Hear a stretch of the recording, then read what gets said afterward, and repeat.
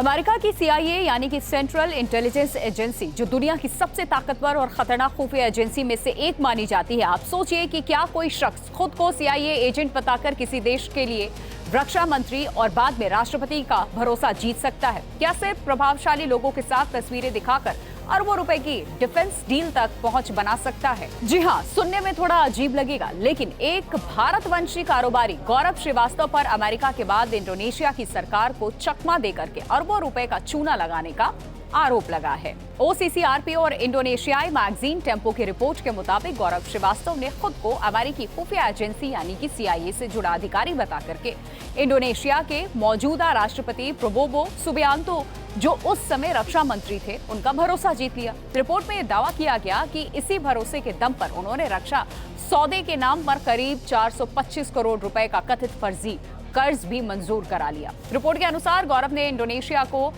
36 F-15 लड़ाकू विमान, Black Hawk helicopter और आधुनिक सैन्य कमांड सिस्टम उपलब्ध कराने का दावा किया था। जांच में यह भी आरोप लगाया गया कि जिन 4 कंपनियों के जरिए 5 रक्षा सौदे किए गए, वो वास्तव में शेल कंपनियां थी। बाद में टैक्स का भुगतान न करने के कारण इन कंपनियों को बंद कर दिया गया।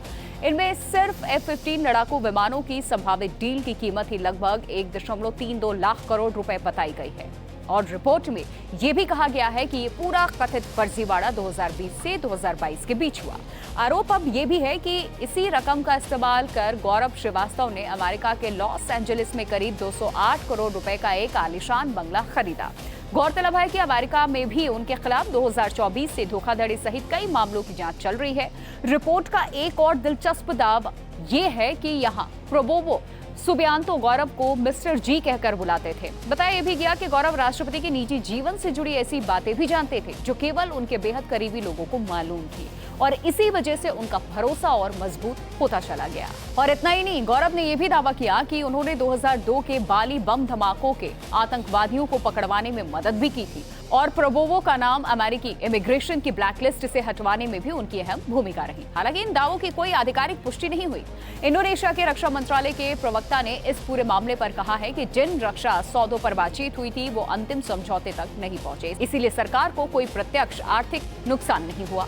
अमेरिकी मीडिया रिपोर्ट्स और अदालत में दायर मुकदमों के मुताबिक गौरव श्रीवास्तव खुद को तत्कालीन अमेरिकी राष्ट्रपति जो बाइडेन, उपराष्ट्रपति कमला हैरिस, राष्ट्रीय सुरक्षा सलाहकार जैक सुलिवन और कई वरिष्ठ नेताओं का करीबी बताते थे। वो प्रभावशाली लोगों के साथ अपनी तस्वीरें दिखाकर लोगों को ये विश्वास दिलाते थे कि उनकी पहुंच अमेरिकी सत्ता और सुरक्षा तंत्र के शीर्ष तक पहुंच चुकी है।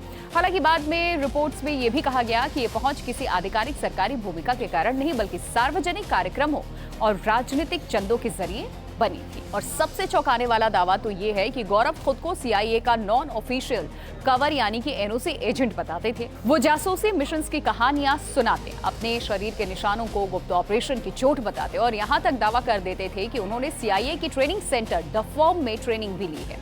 लेकिन अमेरिका में दायर मुकदमे के अनुसार जांच में ये भी दावे झूठे पाए गए।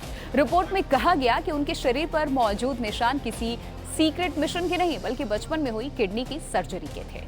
फिलहाल गौरव श्रीवास्तव पर ये आरोप जांच और कानूनी प्रक्रिया का हिस्सा है जो लगे हुए हैं। अंतिम सच अदालत और संबंधित जांच एजेंसियों की रिपोर्ट के बाद ही सामने आएगा।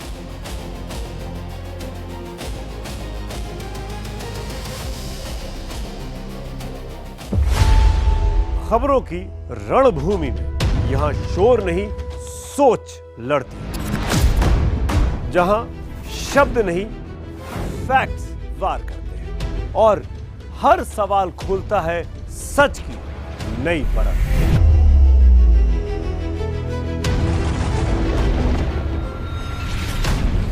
चक्रव्यूह आपके अपने सुमित अवस्थी के साथ सोमवार से शुक्रवार शाम 6:57 पर टाइम्स नाउ नव भारत पर।